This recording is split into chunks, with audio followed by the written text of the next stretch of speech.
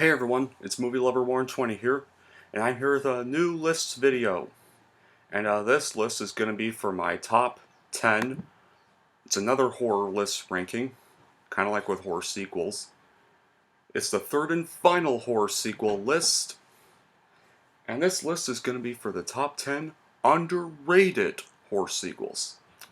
I did best, I did worst. Now it's time to tackle on the ones that I feel are underappreciated or deserve better appreciation than what they get. Now, before I start this video, I'm gonna say there is no honorable mentions for this one, so because I don't really see a point for making some honorable mentions with this movie list. But anyway, with that being said, here we go. So, started off, cacking at number 10 would have to be Predator 2. Now, okay. Yeah, I actually do kind of like this movie. I feel it's kind of a bit underappreciated. I feel like not very many people are very nice to it. But, I mean, it's not as good as the first film per se, but I think of all the Predator follow-ups, it's the best one of the sequels. And why? Because, like, Danny Glover still gives a pretty good performance, and liked how they changed it from a jungle to a city. They didn't just rehash the first movie, which was actually very nice. It starts off, like its predecessor, it starts off as this 1990s action movie before turning to a suspenseful horror thriller once the Predator shows his presence to the audience of protagonists. Some great creature effects and a fantastic soundtrack, some fantastic cinematography, great action scenes like the opening and final battle between Mike and the Predator. Some good performances from the supporting cast too. And the Predator's new weaponry is very creative, and the scene where the Predator brutally kills people on the train is very awesome. But yeah, the bad qualities is that I didn't really like the Xenomorph skull because we all know what it sets up. It sets up its two terrible crossovers that should never have been made. That was kind of the bad part of the film. And okay, what's next? Number 9 would have to be, I don't own this one, but Texas Chainsaw Massacre 2. I've kind of already talked about it on my best sequels list, but I have the same reasons I said on it. Like I've said in the best sequels, it's very underappreciated. I love the campier tone it has, while not trying too much to be like a comedy like the garbage that's the Texas Chainsaw Massacre: The Next Generation, and still at least tries to be a horror film too. So yeah, that was also pretty nice. And now, let's number 8 would have to be. Let's see if I can. Nightmare on Elm Street 4, The Dream Master. Like many other sequels on this list, some people seem to really crap on this movie a lot. Like a lot of sequels on this list, but I honestly still think it's a very good sequel. And I wish people would be a little nicer to it. Because the music score by John Eastdale and Craig Saffin is pretty good. There's a lot of music tracks that are put in the film from the 80s. I love this. And Tuesday Night's Song Nightmare that plays during the opening credits. And her and Wilson, Issa Wilcox's performances are good. Robert Englund is still good as Freddy Krueger as always. And I think this probably has the best and goriest Freddy way they kill Freddy. So I thought it was actually pretty good. Now,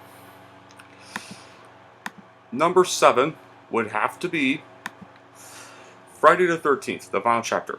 Yeah, you're probably like, this one's not underrated, it's liked by people. Yeah, but a lot of people seem to give a little more credit to like part 2 where Jason lives a little more. This one I kind of feel like is better than Friday the 13th part 2. Probably my second favorite of this series. The reason, because like they make Jason still awesome. You actually for once do care about the characters. It introduces one of the best protagonists of the series, Tommy. I kind of wish he was the protagonist from this point on.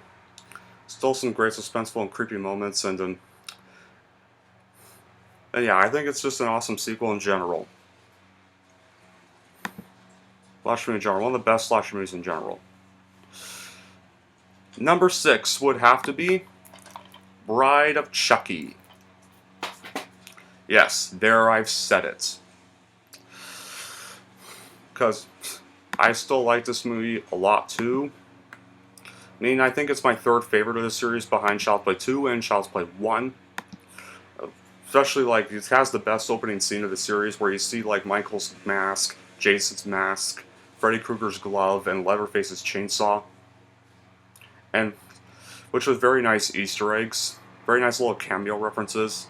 And I liked how, for one thing, it just rehashed the Andy Barclay story, and I was like, okay, the Andy storyline ended after Child's Play 3, let's do a different story for a change. So I liked that. Like, they kind of changed the story a little bit. They left Andy be, his story was finished. They moved on to a different story for the Chucky character and decided to give him new victims, and a new way to bring his body back. It's also nice. And then what would I also have to pick? Sorry, guys. But, number 5 would have to be... Yeah, number 5. Hatchet 3. Yeah, it's ironic. All 3 of the Hatchet sequels appeared on my best, worst, and underrated horror sequels lists. Not a lot of people like this one as much as they do with the first 2 movies, well, the Hatchet fans anyways, but...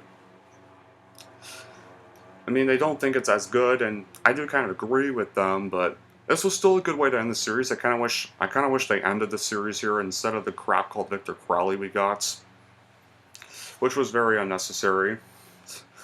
I really loved Crowley's design in this, and I kind of liked how he really tackles on the whole cops. For change, how he just slaughters a whole ton of cops, and like how the kills are even gorier, and especially, ironically, you have Derek Mears, who plays Jason in the Friday the 13th 2009 remake, actually plays one of Crowley's victims.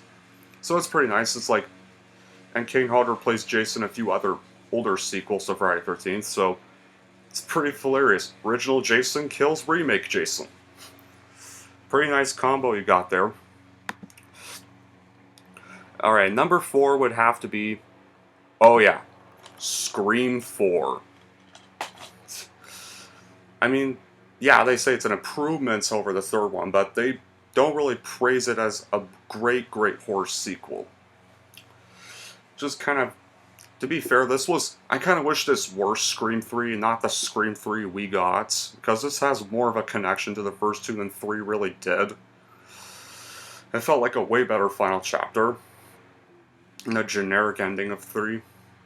I think my favorite scene in Scream 4 has to be the film club scene, where you see all, like, the posters, you see John Carpenter's The Thing poster, you see several other horror posters on that wall during the film club scene, and that was just pretty rock. The acting was still good. I mean, the bad qualities were that it actually kind of does lack scares a little bit, but I can look past that. Number 3 would have to be Hellbound Hellraiser 2. This is probably the only good Hellraiser sequel. I mean, the first one's awesome. This one's okay. This one's still pretty good, not as good as the first one, but everything else I can care less about. This should have been the only Hellraiser sequel we even got. It's still an extremely well done, and I like how this one actually focuses on the protagonist Kirsty. Again, and some terrific special effects. And they created a bombastic, scary visual too, and Doug Bradley's still good as Pinhead. I mean, the bad parts is that it gets a little bit slow and descriptive, unlike the first one. In the last 30 minutes are actually some pretty realistic and gutsy tour de force through fear, violence, and suffering. This one's even more violent than the first one. They get more violent each movie. So yeah. But, all in all, Hellbound Hellraiser 2 should have been the only sequel Hellraiser ever should have got. And then no more after that. Because every other Hellraiser movie after this just sucks. Alright, second place would have to be Saw 6. Yeah.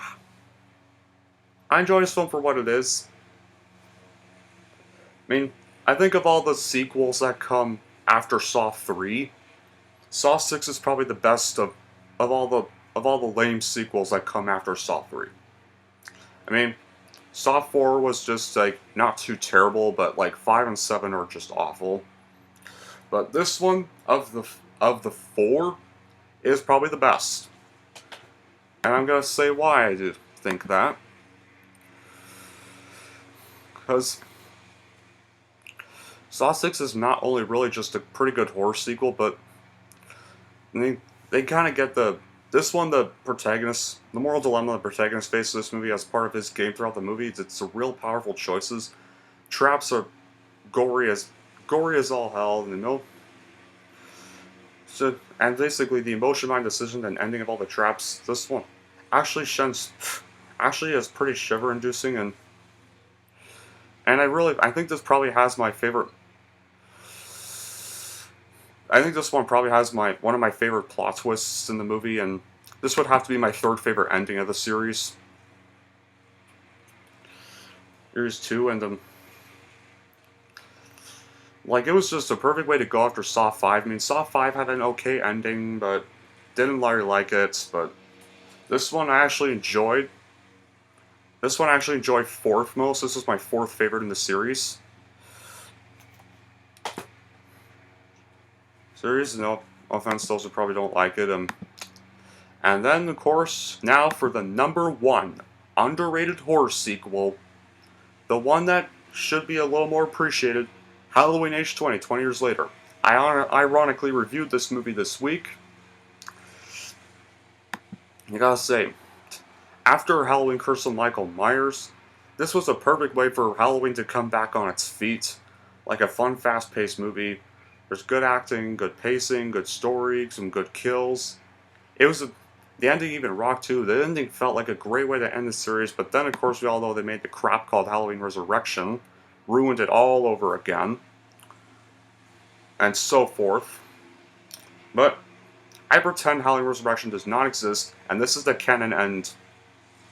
Well, canon end to the original series at the time, I thought, until Halloween 2018 came out. But, well, and like, although Halloween 2018 is not really underrated per se, that one's probably my third favorite, but I think the only thing I don't really like is that the title's just called Halloween. I kind of wish the 2018 movie were called Halloween Returns. Would have been a better title, really. But back on to H20. I still really enjoy this movie for what it is. I still like that Michael's still intimidating. He's not that overwhelmed pussy he is in the next movie. But, and so yeah. I think that's pretty much my list of all the underrated horror sequels. Did I get them all? Okay. Number 10 with Predator 2. Number 9, Texas Chainsaw 2. Number 8, Elm Street 4. Number 7, Friday the 13th 4. Number 6, Bride of Chucky. Number 5, Hatchet 2. Number 4, Scream 4. Number 3, Hellraiser 2. Number 2, Saw 6. And number 1, Halloween H20. Yeah, I got them all. Okay. Here we go. That was my list for all the underrated horror sequels. Those are the